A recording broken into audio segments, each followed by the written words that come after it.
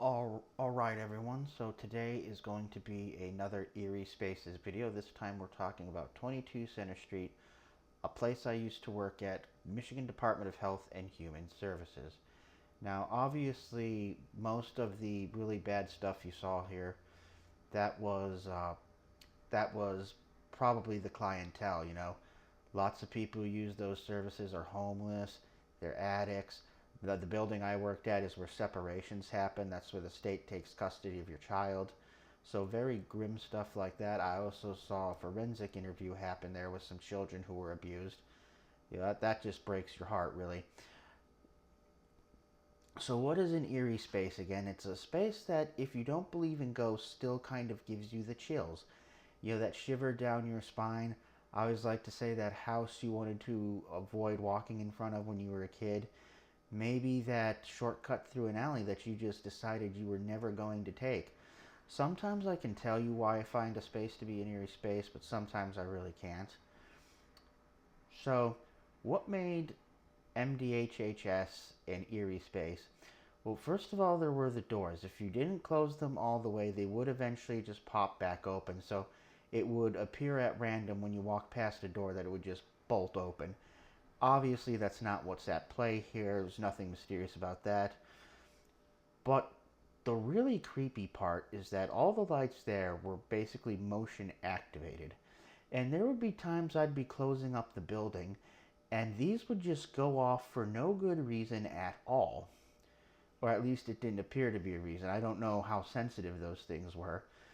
But that could give you a bit of a fright. There was also in the middle of it, on the second floor, a hole. That's what I call it. If you know the archaeological, not archaeology, architectural term for it, please do let me know in the comments section.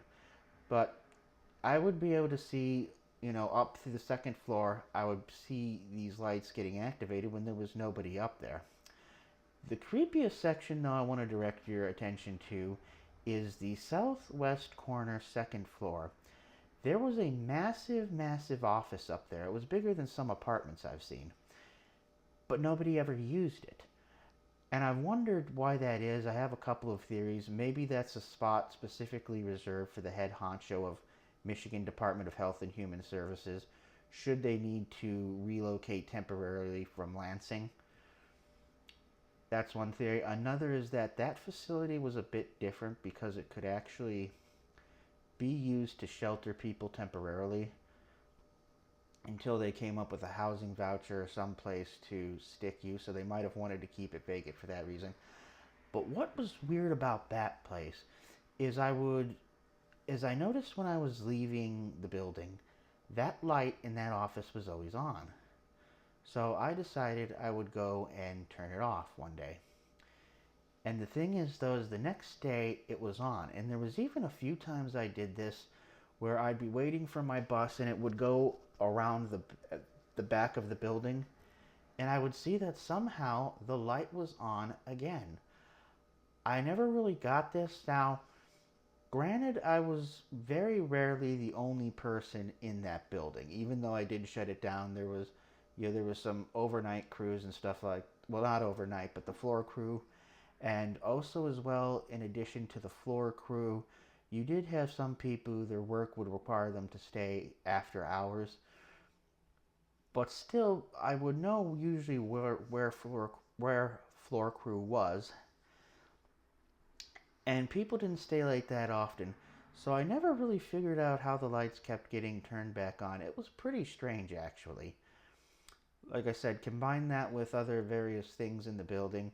I remember one time being freaked out because if you're sitting on the first floor, you can actually easily hear conversations happening above you. And I thought these were happening in the cubicles behind me, and I would go to those cubicles, and when I got there, right before I went, the talking would stop. I'd walk in and see nobody. It was finally only till I was overheard like an entire conversation. I'm like, okay, this is the too perfect thing.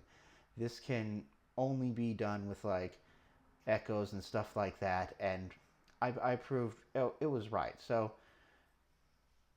still, this light thing, it was mysterious. Thank you.